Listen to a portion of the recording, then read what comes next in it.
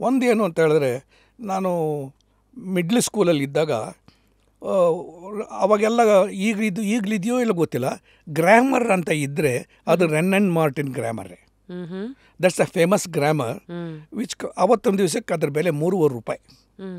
ಆ ₹3.5 ಕೊಟ್ಟು ತೊಗೊಳಕ್ಕೂ ಕೂಡ ನನ್ನ ಹತ್ರ ದುಡ್ಡಿರಲಿಲ್ಲ. ಸೊ ಒಂದು ಸತಿ ಹುಣಸೂರು ಕೃಷ್ಣಮೂರ್ತಿಗಳು, ಅದು ನಮ್ಮ ಚಿಕ್ಕಪ್ಪ ಅವರು ಹುಣಸೂರಿಗೆ ಬಂದರು. ಅವಾಗ ಬಂದಾಗ ಯಾವಾಗಲೂ ಹೋಗುವಾಗ ಮಕ್ಕಳಿಗೆಲ್ಲ ಒಂದಿಷ್ಟು ದುಡ್ಡು ಏನೋ ಕೊಟ್ಬಿಟ್ಟು ಹೋಗ್ತಾರಲ್ಲ, ಅವ್ರು ₹5 ಕೊಟ್ಟರು ನನಗೆ. ಆ ₹5 ನಾನು ಗ್ರಾಮರು ಬುಕ್ ತೊಗೋಬೇಕಾಗಿತ್ತಲ್ಲ, ಅದು ₹3 ಕೊಟ್ಬಿಟ್ಟು ಆ ಗ್ರಾಮರ್ ತೊಗೊಂಡೆ. ಯಾತಕ್ಕೋಸ್ಕರ ಈ ವಿಷಯ ಹೇಳ್ತಾ ಇದ್ದೀನಿ ಅಂದರೆ, ನನ್ನ ಜೀವನದಲ್ಲಿ ಗ್ರಾಮರು ವ್ಯಾಕರಣನ ತಿದ್ದುತ್ತು ಕೊಟ್ಟವರು ಹುಣಸೂರು ಕೃಷ್ಣಮೂರ್ತಿಗಳು.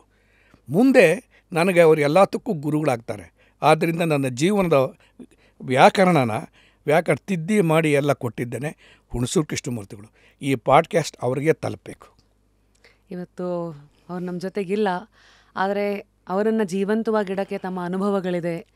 ಶಿಷ್ಯನಾಗಿದ್ದಾಗ ಆ ದಿನಗಳಿದೆ. ಇವತ್ತಿನ ಯುವ ಪೀಳಿಗೆ ಅವರನ್ನು ಹೇಗೆ ಜ್ಞಾಪಿಸ್ಕೋಬೇಕು, ಅವರಲ್ಲಿದ್ದ ಯಾವ ಗುಣಗಳನ್ನು ಅಳವಡಿಸ್ಕೋಬೇಕು ಸರ್? ಹುಣಸೂರು ಕೃಷ್ಣಮೂರ್ತಿಗಳು ಬಹಳ ಮೇಧಾವಿಗಳು.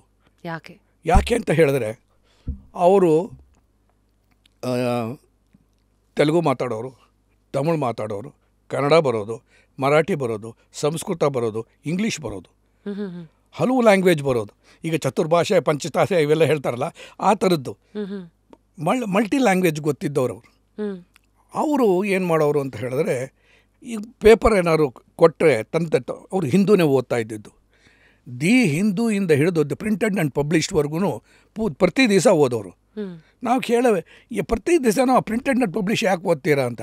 ಬೈ ಚಾನ್ಸ್ ಓನರ್ಶಿಪ್ ಬದಲಾಗ್ಬಿಟ್ರೆ, ಪ್ರಿಂಟರ್ ಬದಲಾದರೆ, ಪಬ್ಲಿಷರ್ ಬದಲಾದ್ರೆ ಕರೆಕ್ಟ್ ಇವತ್ತೊಂದು ದಿವಸಕ್ಕೆ ಯಾವ ಪೇಪರ್ ಯಾರಿಂದ ಶುರುವಾಗಿರುತ್ತೆ, ಯಾರಿಂದ ನಡೀತಾ ಇರುತ್ತೆ, ಇವತ್ತು ಗೊತ್ತಾಗೋದಿಲ್ಲ.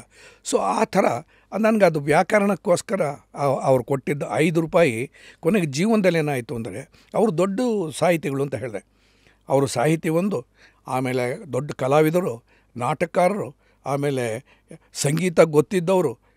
ಎಲ್ಲಕ್ಕಿಂತ ಹೆಚ್ಚಾಗಿ ಅವ್ರಿಗೆ ಗೊತ್ತಿದ್ದದ್ದು ಏನು ಅಂತ ಹೇಳಿದ್ರೆ, ಏನಾದ್ರು ಡೈಲಾಗ್ ಬರೀಬೇಕು ಅಂತ ಹೇಳಿದ್ರೆ ಅವರು ಈ ಸೆಟ್ಟಿಗೆ ಬರೋರು.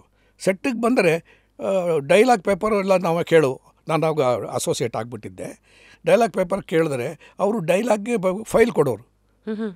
ಒಂದು ಪ್ರಸಂಗದಲ್ಲಿ ಏನಾಗೋಯ್ತು ಅಂತ ಹೇಳಿದ್ರೆ, ಇದು ಜಗಮೆಚ್ಚಿದ ಮಗ ಅನ್ನೋ ಚಿತ್ರದಲ್ಲಿ ರಾಜ್ಕುಮಾರ್ ಸಾರ್ಗೆ ಒಂದು ದೃಶ್ಯ, ಅದು ಏನೋ ಬಹಳ ಪಾಪ್ಯುಲರ್ ದೃಶ್ಯ. ಇವತ್ತೊಂದು ದಿವಸ ಜಗಮೆಚ್ಚಿದ ಮಗ ಯಾರು ನೋಡಿದಾರೋ ಬಿಟ್ಟಿದ್ದಾರೋ ಗೊತ್ತಿಲ್ಲ. ಬಟ್ ಈಗ ನಾನು ಹೇಳ್ತಿರೋದನ್ನು ಕೇಳ್ಕೊಂಡೆ ನೋಡಿದ್ರೆ ನೀವು ಒಪ್ಕೋತೀರ ಅಂತ ಕಾಣಿಸುತ್ತೆ. ಅದರಲ್ಲಿ ಏನು ಅಂತ ಹೇಳಿದ್ರೆ, ಒಂದು ದೃಶ್ಯದಲ್ಲಿ ಅವ್ರ ತಾಯಿ ಮಹಾರಾಣಿಯಾಗಿದ್ದವರು ಎಂ.ವಿ. ರಾಜಮ್ಮನವರು. ಎಂ.ವಿ. ರಾಜಮ್ಮನವ್ರು ಯಾರು ಅಂತ ಹೇಳಿದ್ರೆ ಭಾಳ ಜನಕ್ಕೆ ಗೊತ್ತಿರಲ್ಲ. ಎಂ.ವಿ. ರಾಜಮ್ಮನವ್ರು ಯಾರು ಅಂತ ಹೇಳಿದ್ರೆ, B.R. ಪಂತಲು ಅವ್ರ ಚಿತ್ರಗಳಲ್ಲಿ, ಹಲವಾರು ಚಿತ್ರಗಳಲ್ಲಿ ನಾಯಕಿಯಾಗಿದ್ದವರು ಅವರು. ಅವ್ರಿಗೂ ತುಂಬ ಅಂಡರ್ಸ್ಟ್ಯಾಂಡಿಂಗ್ ಚೆನ್ನಾಗಿತ್ತು. ಸೊ ಅವ್ರಿಗೂ ಎಂ.ವಿ. ರಾಜಮ್ಮನವರು ತಾಯಿ ಈ ಪ್ರಸ್ತುತ ಸಿನಿಮಾದಲ್ಲಿ. ಅಣ್ಣ ಅವ್ರಿಗೂ ಆಮೇಲೆ ಮಹಾರಾಣಿ ಇಬ್ಬರಿಗೂ ಕೂಡ ಇದರಲ್ಲಿ ಸೆರೆಮನೆಯಲ್ಲಿ ಕಟ್ಟಾಕ್ಬಿಟ್ಟಿರ್ತಾರೆ. ಕಟ್ಟಾಕಿದಾಗ ನೆಕ್ಸ್ಟ್ ಡೇ ಬೇರೆಯವ್ರಿಗೆ ಪಟ್ಟಾಭಿಷೇಕ ಆಗಿಬಿಡುತ್ತೆ. ಆ ಪಟ್ಟಾಭಿಷೇಕ ಬೇರೆಯವ್ರಿಗೆ ಹಾಕೂಡ್ದು ಅನ್ನೋದು ಒಂದು ಇರುತ್ತೆ. ಕಾರಣ ಏನು ಅಂತ ಹೇಳಿದ್ರೆ, ಇವ್ರ ರಾಜನ ಮಗನೇ ರಾಜ್ಕುಮಾರ್ ಸಾರು. ಅದು ಗೊತ್ತಿರಲ್ಲ. ಆ ಒಂದು ದೃಶ್ಯದಲ್ಲಿ ತಾಯಿ ಮಗನಿಗೆ, ನೀನು ಮಹಾರಾಜರ ಮಗ, ಸೊ ಅವ್ರನ್ನ ಸಾಯಿಸ್ಬಿಟ್ಟು ಇವತ್ತಿನ ಸಹ ಬೇರೆ ಪೀಠಕ್ಕೆ ಇನ್ನೊಬ್ಬರು ಬರ್ತಾ ಇದ್ದಾರೆ, ಯಾವ ಕಾರಣಕ್ಕೂ ಕೂಡ ನೀನು ನಿಮ್ಮ ತಂದೆಯ ಸಿಂಹಾಸನ ಬೇರೆ ಬಿಟ್ಕೊಡು ಕೂಡುದು, ನೀನು ಅದನ್ನು ಕಾಪಾಡಬೇಕು, ಪುನಃ ಅವ್ರು ಅಲ್ಲೇ ಇರಬೇಕು ಅಂತಹ ಒಂದು ದೃಶ್ಯ ಇದೆ. ಈ ದೃಶ್ಯಕ್ಕೆ ಸಂಭಾಷಣೆ ಕೇಳಿದ್ರು ರಾಜ್ಕುಮಾರ್ ಸರ್. ರಾಜ್ಕುಮಾರ್ ಸಾರ್ ಹತ್ರ ಏನಂತ ಹೇಳಿದ್ರೆ, ಅದು ತುಂಬ ಈ ಥರದ್ದು ಈ ಚಿತ್ರದ್ದಾಗಲಿ ಅಥವಾ ಮುಂದೆ ಬಬ್ರುವಾಹನ ಅಂತ ಬರುತ್ತೆ, ಬಬ್ರುವಾಹನದಲ್ಲಾಗಲಿ ಏನೇ ಆದರೂ ಕೂಡ ಅದರಲ್ಲಿ ರಾಜ್ಕುಮಾರ್ ಅವ್ರ ಸಂಭಾಷಣೆ ತುಂಬ ಚೆನ್ನಾಗಿ ಹೇಳೋದು ಗೊತ್ತಿದೆ, ಎಲ್ರಿಗೂ ಗೊತ್ತಿದೆ. ಚೆನ್ನಾಗಿ ಹೇಳ್ತಾರಲ್ಲ ಅಂದ್ಬಿಟ್ಟು ಅವ್ರಿಗೆ ಸಂಭಾಷಣೆ ಚೆನ್ನಾಗಿ ಬರೀತಿದ್ರು. ಇವರಿಬ್ಬರಲ್ಲಿ ಏನು ಕಾಂಬಿನೇಷನ್ ಅಂದರೆ, ಹುಣಸೂರು ಅವ್ರು ಚೆನ್ನಾಗಿ ಸಂಭಾಷಣೆ ಬರೀತಾರೆ, ಆಮೇಲೆ ರಾಜ್ಕುಮಾರ್ ಅವರು ತುಂಬ ಚೆನ್ನಾಗಿ ಅಭಿನಯಿಸ್ತಾರೆ. ಆದ್ದರಿಂದ ಇದು ಪಗದಷ್ಟಾಗಿರಬೇಕು ಅವ್ರ ಭಾಷೆ, ನಮ್ಮ ಚಿಕ್ಕಪ್ಪ ಅವ್ರದ್ದು, ಎರಡೂ ಚೆನ್ನಾಗಿರಬೇಕು ಅಂತ. ಸೊ ಇವ್ರಿಗೂ ಇಷ್ಟ, ಅವ್ರಿಗೂ ಇಷ್ಟ. ಆದ್ದರಿಂದ ಹುಣಸೂರು ಅವರು ಮಾಡಿದ ಸಬ್ಜೆಕ್ಟ್ಗಳಲ್ಲಿ ರಾಜ್ಕುಮಾರ್ ಸರ್ದು ಎಲ್ಲ ಸೂಪರ್ ಡೂಪರ್ ಹಿಟ್ಗಳೇ. ಆ ಥರ ಇತ್ತು ಪೈಪೋಟಿ ನಾನಾ ನೀನಾ ಅಂದರೆ ಹೆಲ್ದಿ. ಸೊ ಆ ಟೈಮಲ್ಲಿ ರಾಜ್ಕುಮಾರ್ ಸರ್ ಏನು ಮಾಡ್ತಾರೆ ಅಂದರೆ ಅವರು ಮೇಕಪ್ ಕೂತ್ಕೋತಿದ್ದಂಗೆ ಅಸೋಸಿಯೇಟ್ ಡೈರೆಕ್ಟರ್ ಇವತ್ತಿನ ದಿವಸ ದೃಶ್ಯ ಏನು ಅನ್ನೋದೆಲ್ಲ ತಿಳ್ಕೊತಾರೆ ಅವರು.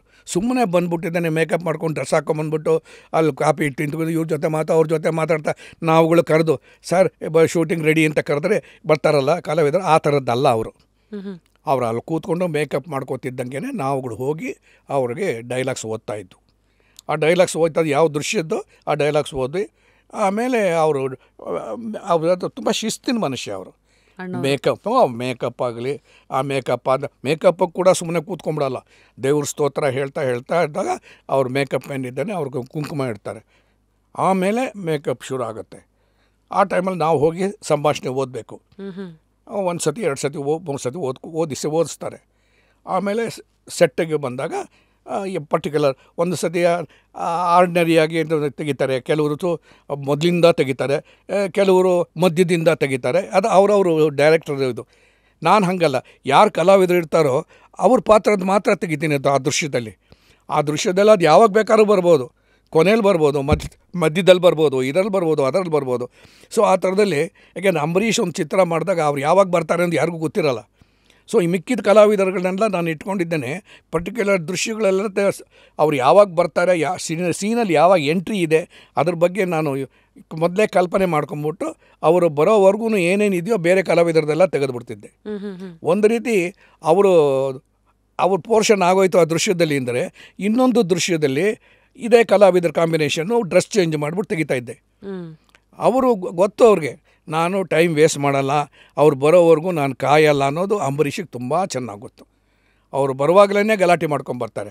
ಅವ್ರು ಬಂತು ಅಂತ ಹೇಳಿದ್ರೆ ಯಾರೂ ಕೂಡ ಡಲ್ಲ ಕೂತೇ ಇರಲ್ಲ. ಬರುವಾಗಲೇ ಒಂದು ಆವಾಜ್ ಹಾಕ್ಕೊಂಡು ಬಂದ್ಬಿಡ್ತಾರೆ. ಅಂದರೆ ಬರುವಾಗಲೇ ಏನೋ ಒಂದು ತುಂಬ ತರಲೇನೆ ತಮಾಷೆನೇ ನೋಡ್ತಾರೆ. ಫಾರ್ ಎಕ್ಸಾಂಪಲ್ ನಮ್ಮ ಶೂಟಿಂಗ್ ಎಲ್ಲ ಜಂಗಲಲ್ಲೋ ಮಡಿಕೇರಿಯಲ್ಲೋ ಎಲ್ಲೋ ಇದೆ ಅಂದರೆ ಅವರು ಲೇಟಾಗಿ ಬರ್ತಾರಲ್ಲ, ಲೇಟಾಗಿ ಬಂದರೆ ಅಲ್ಲೇ ಕಿರ್ಚಿ ಬಿಡ್ತಾರೆ. ಬಾಬಿ ಅಂತ ಏನು ಅಂತ ಹೇಳಿದ್ರೆ ಇವತ್ತು ನಾನು ಬರ್ತಾ ಇರಬೇಕಾದ್ರೆ 4 ಕಾಡಾನೆಗಳು ಮಧ್ಯ ಅಡ್ಡ ಬಂದ್ಬಿಡ್ತು ಅಂತ. ನಮಗೆ ಗೊತ್ತು ಇದು ಬೊಗಳೆ ಅಂತ. ಬಟ್ ದೊಡ್ಡ ಆರ್ಟಿಸ್ಟ್ಗಳು ಅವರು ಇದೆ. ಹೌದಾ ಸರ್, ನಾನು 4 ಬಂತ ಇಲ್ವಲ್ಲ 8 ಬಂದಂಗಿತ್ತು ಅಂದೆ. ಸುಮ್ಮನೆ ಬಾಬಿ ನೀನು ಬೇರೆ, ನೀನು ತಮಾಷೆಗೆ ಹೇಳೋಣ ಅಂತ ಹೇಳಿದ್ರೆ ನೀನು ನನಗೆ ಹೇಳ್ತೀಯ ಅಥವಾ ಆ ಥರ ಒಂದು ತಮಾಷೆ ಲೇವಡಿ. ಆಮೇಲೆ ತಾನು ಲೇಟಾಗಿ ಬಂದೆ ಅನ್ನೋದಕ್ಕೆ ಒಂದು ಫೀಲಿಂಗು ಇರೋದಿಲ್ಲ, ಏನಿಲ್ಲ. ನಾವು ಅವರು ಎಷ್ಟೊತ್ತಿಗೆ ಬಂದರೂ ಸರಿಯೇ ಅಂತ ಇಟ್ಕೊಂಡು ಶೂಟಿಂಗ್ ಮಾಡ್ತಾಯಿದ್ದು. ಅದು ಅವ್ರ ವೈಖರಿ. ಇದು ಹಾಗಲ್ಲ, ಇದು ಅಣ್ಣವ್ರಿಗೆಲ್ಲರೂ ಕೂಡ ಫಾರ್ ಎಕ್ಸಾಂಪಲ್ ಈಗ ಬಬ್ರುವಾನಾಗಲಿ ಇದಾಗಲಿ ಕೆಲವು ಮಯೂರ ಆ ಥರ ಚಿತ್ರಗಳಲ್ಲಿ ಅಣ್ಣ ಅವ್ರನ್ನ ನಾವು ಒಂದು ಟಿಪ್ಪಿಕಲಾಗಿ ನೋಡ್ತಿರ್ತೀವಿ. ಅಲ್ಲಿ ಮಯೂರದಲ್ಲಿ ನೋಡಿದ್ರೆ ಒಬ್ಬ ಬ್ರಾಹ್ಮಣನಾಗಿ ಜುಟ್ಟಿಟ್ಕೊಂಡು ಬಂದಿರ್ತಾನೆ. ಆಮೇಲೆ ಎಲ್ಲನೂ ಎಲ್ಲ ವರ್ಷಗಳು ಬರ್ತಾ ಇರುತ್ತೆ, ಕುದುರೆ ಕತ್ತಿ ವರ್ಷೆ ಅದು ಇದು ಎಲ್ಲ ಥರಲ್ಲೂ ಇದೆ. ಈ ಪಿಕ್ಚರಲ್ಲಿ ಏನಾಯಿತು ಅಂದರೆ ನಾನು ಹೇಳ್ತಾ ಇರೋದು ಜಗಮೆಚ್ಚಿದ ಮಗದ, ಸಾರಿ ನಾನು ಎಲ್ಲೋ ಹೋಗಿ ಅಲ್ಲಿ ಹೋಗಿ ಇಲ್ಲಿ ಬಂದಿದ್ದೀನಿ. ಪುನಃ ಜಗಮೆಚ್ಚಿದ ಮಗದಲ್ಲಿ ಡೈಲಾಗ್ ಕೇಳ್ತಾರೆ. ನಾನು ಡೈಲಾಗ್ ಫೈಲ್ಗೋಸ್ಕರ ಕಾಯ್ತಾ ಇದ್ದೀನಿ. ಹುಣಸೂರು ಅವ್ರು ಇನ್ನೂ ಬಂದೇ ಇಲ್ಲ, ಬಂದಿಲ್ವಲ್ಲ ಏನು ಮಾಡೋದು ಅಂತ ನಾನು ಕಾಯ್ತಾ ಇದ್ದೀನಿ ಅಲ್ಲೇ ಕಾರ್ ಹತ್ರನೇ. ಅವ್ರು ಬಂದ ತಕ್ಷಣ ಫೈಲ್ ಇಸ್ಕೊಂಬಿಡ್ಬೇಕು ಅಂತ. ಸರಿ ಬಂದರೆ ನಾವು ಅವ್ರನ್ನ ಡೈರೆಕ್ಟರ್ ಅಂತಲೂ ಕರಿತಿರ್ಲಿಲ್ಲ. ನಾವು ಮನೇಲಿ ಹೆಂಗೆ ಕರಿತಿದ್ವು ಅವ್ರನ್ನ, ಚಿಕ್ಕ ಹುಡುಗರಾಗಿದ್ದಾಗ ಏನು ಕರಿತಿದ್ವೋ ಅದೇ ಥರ ಕರಿತಿದ್ವು. ಏನು ಕರಿತಿದ್ರಿ? ಅವ್ರನ್ನ ಕಿಟ್ಟಣ್ಣ ಅಂತ ಕರಿತಿದ್ದು. ಹುಡ್ಸೂರು ಕೃಷ್ಣಮೂರ್ತಿ ಅಲ್ವಾ, ಅವ್ರ ಅಣ್ಣ ತಮ್ಮಂದರು ಅಕ್ಕ ಅವರೆಲ್ಲ ಕರೆಯುವಾಗೆಲ್ಲ ಕಿಟ್ಟಣ್ಣ ಕೃಷ್ಣ ಅಂತ ಕರೆಯೋರು. ನಾವು ಕಿಟ್ಟಣ್ಣ ಅಂತಲೇ ಕರೆಯೋದು. ಕಿಟ್ಟಣ್ಣ ಫೈಲ್ ಕೊಡಿ ಅಂತ. ಯಾಕೋ ಅಂದು. ಇಲ್ಲ ಅಣ್ಣ ಅವ್ರು ಕೇಳ್ತಾ ಇದ್ದಾರೆ ಈ ಸೀನ್ದು ಡೈಲಾಗ್ ಬೇಕಂತೆ ಅಂತ. ತಡಿಯೋ ನಾನು ಬರದೇ ಇಲ್ಲ ಅಂದರು. ಆಮೇಲೆ ಬರದೇ ಇಲ್ಲ ಅಂದರು. ಮತ್ತು ಸರಿ ನೀವು ಹೇಳಿ ನಾನು ಬರ್ಕೋತೀನಿ ಅಂತಂದೆ. ತಡಿಯೋ ಹೊಟ್ಟೆ ಹಸಿತಾ ಇದೆ ಅಂದರು. ಏನೇ ಆಗಲಿ ನಾವು ನಮ್ಗೆ ಅನ್ನ ಹಾಕಿದವ್ರು ಅವ್ರು ಹಸ್ಕೊಂಡು ಡೈಲಾಗ್ ಚೆನ್ನಾಗಿಲ್ಲ, ನೀವು ಟಿಫನ್ ಮಾಡ್ತಾಯಿರಿ, ಮಾಡ್ತಾ ನೀವು ಹೇಳಿ ಅಂದ್ಬಿಟ್ಟಿದ್ದಾನೆ. ಅವ್ರಿಗೆ ಟಿಫನ್ ತರಿಸಿ ನಾನು ಫೈಲ್ ಓಪನ್ ಮಾಡ್ಕೊಂಡಿದ್ದೇನೆ, ಪೆನ್ ತಗೊಂಡಿಟ್ರೆ ಡೈಲಾಗ್ ಹೇಳಿದ್ರೆ ನಿರರ್ಗಳವಾಗಿ ಹೇಳ್ತಾರೆ ಅವರು. ಕೈಲಿ ಪೇಪರ್ ಇಲ್ಲ, ಏನೂ ಇಲ್ಲ, ಏನಿಲ್ಲ. ಸರಸ್ವತಿ ಅಲ್ಲಿ ತಾನೆಲ್ಲ ತಾಂಡವಾಡ್ತಾ ಇದ್ದಾಳೆ. ಪೂರ್ತಿ ಆ ದೃಶ್ಯದ್ದು ಏನಿದೆಯೋ 3 ಪೇಜ್ ದೃಶ್ಯದ ಸೀನು ತಾಯಿ ಮಗನಿಗೆ ಬೇಕಾಗಿದ್ದು ಪೂರ್ತಿ ಅವ್ರು ಅಲ್ಲಿ ಹೇಳಿಬಿಟ್ರು. ಇಡ್ಲಿ ವಡೆ ತಿಂತ. ಅಬ್ಬಾ, ಇವತ್ತಿನ ಕಾಲದ ಯಾವ ಆಯಿತಾ, ಇದಾಗೋಯ್ತು. ನನಗೆ ಬರ್ಕೊಂಡು ಕೈಯೆಲ್ಲ ನೋವು ಹತ್ಕೊಂಡ್ಬಿಡ್ತು.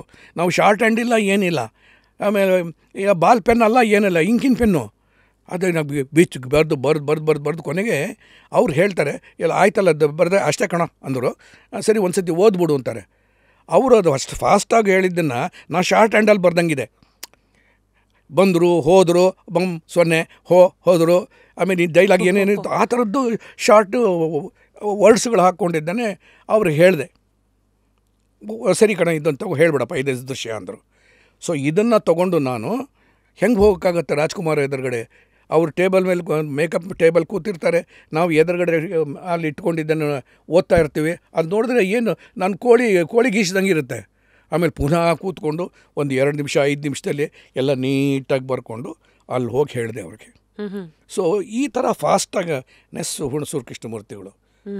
ಸೊ ಆ ಥರದ್ರಲ್ಲಿ ನಾನು ಬೆಳೆದು ಬಂದೆ. ಯಾಕೆಂದರೆ ಈಗ ನಾನು ಏನು ಸ್ಕೂಲಲ್ಲಿ ಓದಿದೆ, ಏನು ಮಾಡಿದೆ, ಅದೆಲ್ಲನೂ ಬಹಳ ಬಂದಾಗೋಗಿದೆ.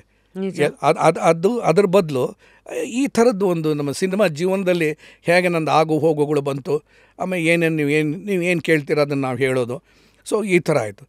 ನಾನು ಮೊದಲು BSc ಓದಿದ್ದೀನಿ. ನಾನು BSc ಗ್ರ್ಯಾಜುಯೇಟ್. ನಮ್ಮ ಹುಣಸೂರು ಅವ್ರಿಗೆ ಏನು ಆಸೆ ಇತ್ತು ಅಂದರೆ ನಾನು ಒಬ್ಬ ಇಂಜಿನಿಯರ್ ಆಗಲಿ ಅಥವಾ ಚಾರ್ಟರ್ಡ್ ಅಕೌಂಟೆಂಟ್ ಆಗಬೇಕು ಅನ್ನೋದೇನೋ ದೊಡ್ಡ ಮಹದಾಸೆ ಅವ್ರಿಗೆ. ಯಾಕೆಂದ್ರೆ ಅವತ್ತೊಂದು ದಿವಸ ನಮ್ಮ ಸಂಸಾರದಲ್ಲಿ ನಾನು ಒಬ್ಬನೇ ಗ್ರ್ಯಾಜುಯೇಟು. ಅವ್ರಿಗೆ ಬಹಳ ಖುಷಿ ಅಂದರೆ ಖುಷಿ. ನಮ್ಮ ಇದರಲ್ಲಿ ನೀನೊಬ್ಬನೇ ಗ್ರ್ಯಾಜುಯೇಟು, ಸಿನಿಮಾ ಕಡೆಗೆ ಬರೋಂಗಿರಲ್ಲ ಆ ಥರ ಅವ್ರಿಗೆ ಇಷ್ಟವೇ ಇಲ್ಲ. ಯಾಕೆ ಕಷ್ಟಪಟ್ಟಿದ್ದಾರೆ, ಅವ್ರು ಏನೇನು ಕಷ್ಟಪಟ್ಟಿದ್ದಾರೆ ಅಂತ ನಮಗೆಲ್ಲ ತುಂಬ ಚೆನ್ನಾಗಿ ಗೊತ್ತು. ಅಂದರೆ ಅವತ್ತೊಂದು ದಿವಸಕ್ಕೆ ದುಡ್ಡೇ ಸಿಗ್ತಾ ಇರಲಿಲ್ಲ. ಏನಂತ ಹೇಳಿದ್ರೆ ಒಂದು ಹಾಡು ಬರೆದ್ರೆ 100 ರೂಪಾಯಿ ಕೂಡ ಸಿಗ್ತಾ ಇರಲಿಲ್ಲ, 100 ರೂಪಾಯಿ ಕೂಡ ಕೊಡ್ತಾ ಇರಲಿಲ್ಲ ಕೆಲವರೆಲ್ಲ. ಇದು ಯಾವುದು 62ರಲ್ಲಿ ಅವತ್ತಿನ ಕಾಲಕ್ಕೂ 100 ರೂಪಾಯಿ ಕೊಡ್ತಾ ಇರಲಿಲ್ಲ. ಆಮೇಲೆ ಅವರು ಸಂಭಾಷಣೆ, ಆಮೇಲೆ ಚಿತ್ರಕಥೆ, ಒಂದೊಂದು ಸತಿ ಕತೆ, ಸಂಭಾಷಣೆ, ಆಮೇಲೆ ಹಾಡುಗಳು ಎಲ್ಲ ಬರೆಯೋರು ಅಷ್ಟನ್ನು ಕೂಡ. ಸೊ ಆ ಥರದಲ್ಲಿ ಕೂಡ ಅವ್ರಿಗೂ ಕೂಡ ಜೀವನ ನಡೆಸೋದು ಕಷ್ಟ ಇರ್ತಿತ್ತು. ಆಗಿನ ಕಾಲದಲ್ಲಿ ನಮ್ಮ ಚಿಕ್ಕಪ್ಪ ಅವ್ರಿಗೆ ಸಿಗರೇಟ್ ಸೇದೋರು. ಸಿಗರೇಟ್ ಸೇತೋ ಸಂಭಾಷಣೆ ಬರೆಯೋದಾಗಲಿ ಇದು ಬರೆಯೋದಾಗಲಿ ಅದು ಬರೆಯೋರು. ಸೊ ಅವಾಗೆಲ್ಲ ಏನು ಅಂದರೆ ಒಂದು ಆಫೀಸ್ ಇರೋದು, ಪ್ರೊಡಕ್ಷನ್ ಆಫೀಸುಗಳಿರೋದು. ಅಲ್ಲಿ ಈ ಡೈರೆಕ್ಟ್ರೋ ರೈಟ್ರೋ ಯಾರು ಇರ್ತಾರೋ ಅವರು ಬರ್ತಾರೆ. ಅವರು ಬಂದರೆ ಅವ್ರಿಗೆ ಬೇಕಾದ ಕಾಫಿ ಟಿಫನ್ನು ಅದೆಲ್ಲ ತರಿಸ್ಕೊಡ್ತಾರೆ. ಆಮೇಲೆ ಜೊತೆಗೆ ಸಿಗರೇಟ್ ಪ್ಯಾಕು ಕೊಡ್ತಾರೆ, ಒಂದು ಸಿಗರೇಟ್ ಪ್ಯಾಕ್. ಸೊ ಆ ಸಿಗರೇಟ್ ಪ್ಯಾಕ್ ಒಂದೊಂದು ಸತಿ ಏನಾಗುತ್ತೆ ಅಂತ ಹೇಳಿದ್ರೆ ಹುಣಸೂರವರು ಸಿಗರೇಟ್ ಒಂದೊಂದು ಸತಿ ಸೇದ್ದೇನೆ ಅಥವಾ ಹಿಂದಿನ ದಿವಸದ ಪ್ಯಾಕ್ ಇರುತ್ತಲ್ಲ ಆ ಪ್ಯಾಕಲ್ಲೇ ಬ್ಯಾಲೆನ್ಸ್ ಇತ್ತು ಅಂದರೆ ಒಂದು ಸಿಗರೇಟ್ ಸೇದ್ಕೊಂಡು ಈ ಪ್ಯಾಕನ್ನು ಹಾಗೆ ಇಟ್ಕೊಂಡ್ಬಿಡೋರು. ಯಾಕೆ ಆಮೇಲೆ ಮಾರಕ. ಎಸ್. ಸೊ ಅದು ಏನು ಅಂತ ಹೇಳಿದ್ರೆ ಆಫೀಸ್ಗೆ ಹೋಗಿ ಎಲ್ಲ ಆದಮೇಲೆ ಪುನಃ ಮನೆಗೆ ಬರಬೇಕಲ್ಲ. ಮನೆಗೆ ಬರುವಾಗ ಎಷ್ಟೋ ದಿವಸ ಮದ್ರಾಸಲ್ಲಿ ಪ್ಯಾರಿಸ್ ಅಂತ ಒಂದು ಎಕ್ಸ್ಟೆನ್ಷನ್ ಇದೆ near by high court. Opposite to high court is this one. So ಅಲ್ಲಿಂದ ನಡ್ಕೊಂಡು ಬರೋರು ಹುಣಸೂರವರು ಬಿಸಿಲಲ್ಲಿ. ಚೆನ್ನೈ ಬಿಸಿಲು ಅಂದರೆ ಕೇಳಬೇಕಾಗಲ್ಲ ಮದ್ರಾಸ್ತು. ನಡ್ಕೊಂಡು ಬಂದು ಆ ಸಿಗರೇಟ್ ಪ್ಯಾಕ್ನ ನಮ್ಮ ಕೈಲಿ ಕೊಟ್ಟು ನಾವುಗಳು ಹೋಗಿದ್ದನ್ನೇ ಎದುರುಗಡೆಗೆ ಒಂದು ಕಾಕಾ ಅಂಗಡಿ ಇತ್ತು. ಆ ಕಾಕಾ ಅಂಗಡಿಯಲ್ಲಿ ಸಿಗರೇಟ್ ಪ್ಯಾಕನ್ನು ಮಾರ್ಬಿಟ್ಟು ಆ ದುಡ್ಡು ಇಸ್ಕೊಂಬಂದು ಮನೆಗೆ ಕೊಡ್ತಾಯಿತ್ತು. ಸೊ ಅವೆಲ್ಲ ಅಷ್ಟು ಕಷ್ಟಪಟ್ಟು ಅವರೆಲ್ಲ ಬೆಳೆದವರು.